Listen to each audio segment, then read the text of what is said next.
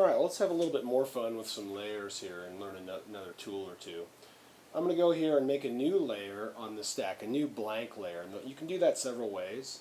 You can go up here to Layer, New Layer, and it'll ask you what you want to name it.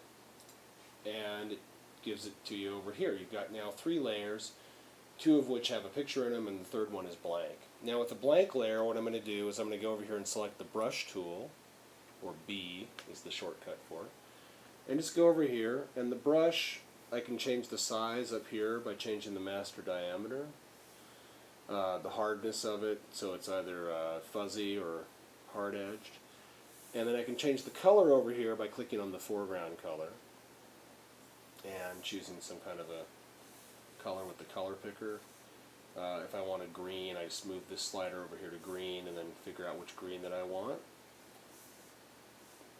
Blue, let's pick something with some contrast, maybe an orange tone. Hit OK. And now I can just go out here and draw something.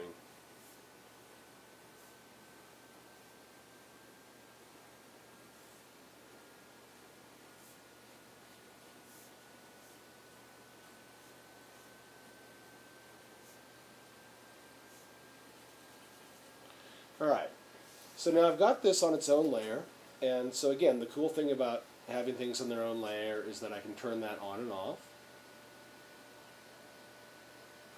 I can move things that are on their own layer by going over here and clicking the Move tool, which is up here, and now I can just move that around because it's on its own layer, do whatever I want with that. I can also go over here and change the opacity of something on a layer by going over here to the opacity slider and adjusting that. Very cool.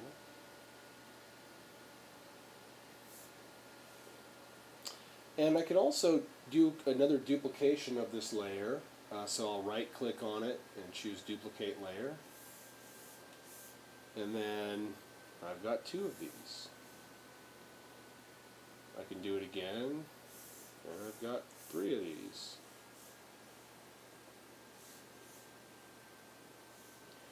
And whenever I've got something on its own layer, I can do that same hue saturation adjustment that I did, Image, Adjustments, Hue Saturation.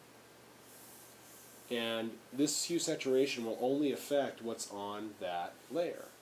So I can turn that guy over here to a lovely intense green there,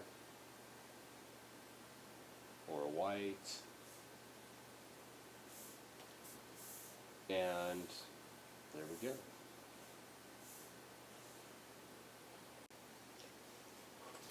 Alright, before we get much farther, I want to teach you guys how to rename your layers, which is a really, really good idea to get into the habit early on.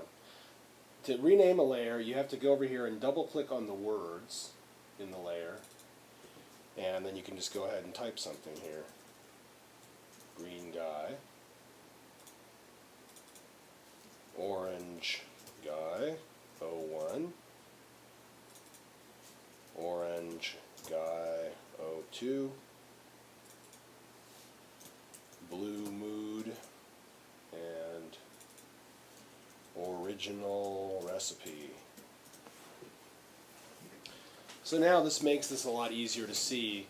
When you have a lot of really tiny elements, you won't be able to tell necessarily by the thumbnail, and so the more important it becomes to keep things in their own, to name things so you know what they are. Here's another cool feature. It's called the layer group. You can create a new group. They just function just like a folder.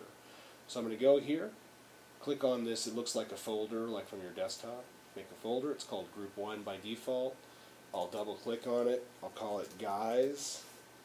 I'll drag it up to the top of the stack, and I'm going to drop all of my drawing guys into that folder, and now I can turn them all on and off at once. With the folder selected, I can move them all at once using the Move tool. And then I can still go in, and this opens and closes the folder, so it keeps my layer palette nice and neat. I can go and select any individual layer and still do individual edits. or I can move them by selecting the group as a group. So layer groups are very useful, and that's how you rename your